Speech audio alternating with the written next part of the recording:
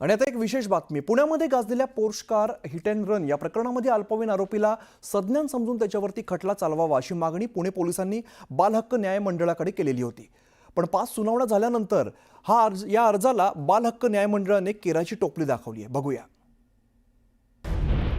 दोघांना चिरडलं तरी मारेकऱ्याला वाचवलं। पुण्यातील पोर्शे प्रकरणानं दिशा बदलली। आरोपीवर अल्पवयीन म्हणूनच खटला।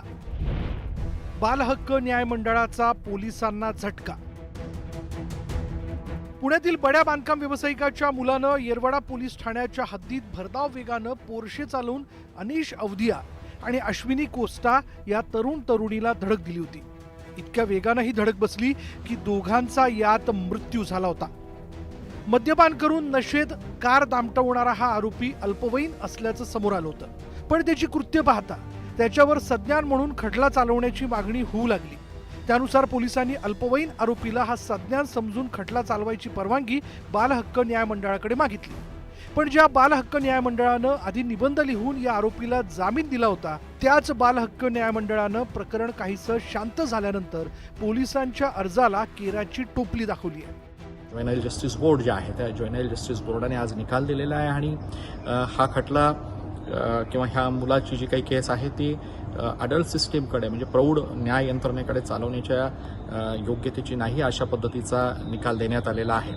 हा निकाल अजून मला संपूर्णपणे वाचायला अजून मिळालेला नाहीये, पण हा निकाल वाचल्यानंतर या संदर्भातला वरिष्ठ न्यायालयाकडे दाद मागायची किंवा कसं याबद्दल आम्ही निश्चितच निर्णय घेऊ।